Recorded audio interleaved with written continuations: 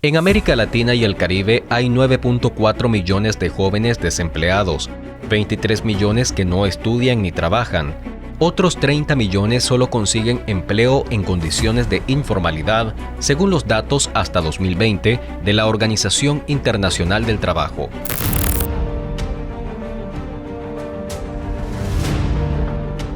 Nicaragua es el segundo país más pobre de América Latina, según la medición del Banco Mundial.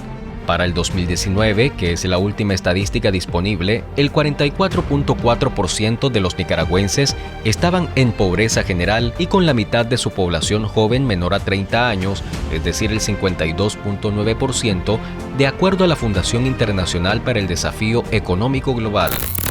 Uno de los años más históricos para Nicaragua fue 2018. Donde los estudiantes y jóvenes una vez más fueron protagonistas de manifestaciones, pero esta vez en contra del régimen de Daniel Ortega y Rosario Murillo. Para exigirle ahorita mismo que ordene el cese inmediato de los ataques que están cometiendo en nuestro país. Nosotros hemos puesto los desaparecidos, los que están secuestrados.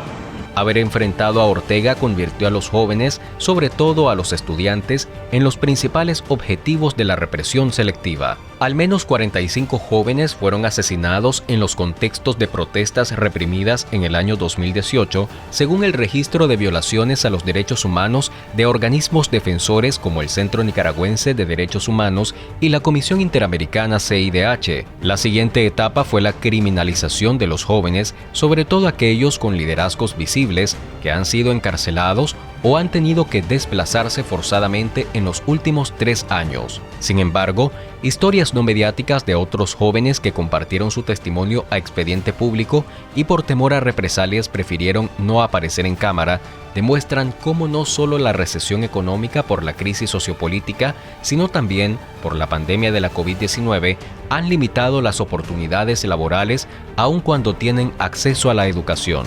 Soy administradora de empresas recién egresada de la universidad y puedo decir que buscar empleo no es fácil, es una tarea bastante compleja porque por experiencia propia me he dado cuenta que la remuneración es muy poca.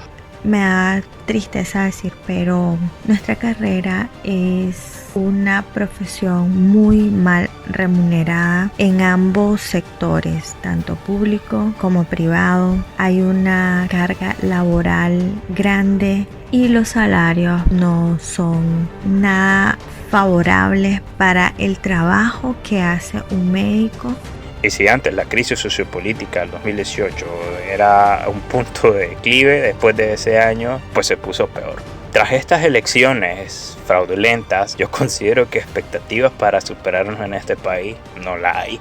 Migrar, emprender o el desempleo son algunos de los escenarios que viven los jóvenes en Nicaragua, quienes ven escasas las posibilidades de superación dentro de su país por el impacto económico de la pandemia de la COVID-19 y la crisis sociopolítica.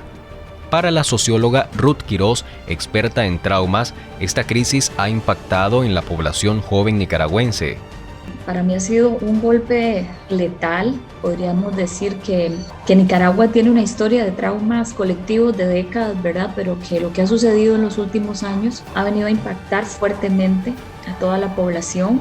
A nivel económico podríamos hablar de fuertes impactos que incluso obligan a la población a migrar, aun cuando no es una migración forzosa, ¿verdad? Aunque en la mayoría de los casos de jóvenes nicaragüenses que yo atiendo, podríamos hablar de una migración forzosa provocada por el asedio, por la violencia, ¿verdad?, que han recibido.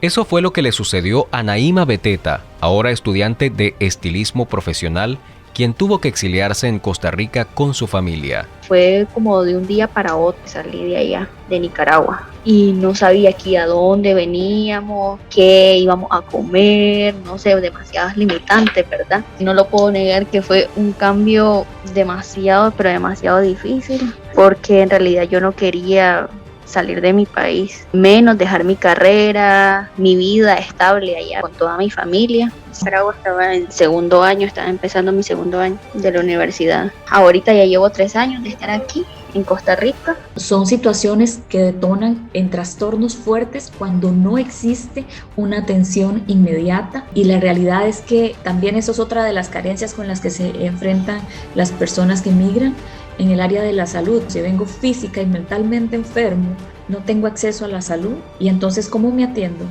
Respecto a la situación económica, el 32% de 1.000 jóvenes encuestados por el Latinobarómetro califican la situación en Nicaragua en términos negativos y el 52% le da una valoración regular. Por otro lado, los datos del Latinobarómetro para 2020 revelan que la percepción de los jóvenes sobre el progreso en Nicaragua indica que el país está estancado y el 18% que está en retroceso en términos económicos. En noviembre de este año se dio un éxodo de población menor a los 30 años hacia la frontera con Honduras en busca de la inmunización con la vacuna Moderna y Pfizer por la desconfianza en la vacuna rusa que estaba aplicando el Ministerio de Salud nicaragüense y la poca transparencia con las cifras de casos de coronavirus en el país centroamericano. Por toda esta situación yo he pensado irme del país. De hecho, tengo pensado tener 2 trabajos al mismo tiempo en el cual me permita ahorrar y poder migrar, poder vivir dignamente, donde se me respeten al menos los derechos básicos y no tenga que vivir modo supervivencia como lo estoy haciendo actualmente o como mi familia también lo hace. Según estudios anteriores y un análisis de expediente público, el gran desafío para Nicaragua es poder aprovechar el bono demográfico, donde hay un aumento de la proporción de personas en edad de trabajar, ya que de lo contrario, las posibilidades de superar la pobreza y alcanzar estándares de vida digna son escasas.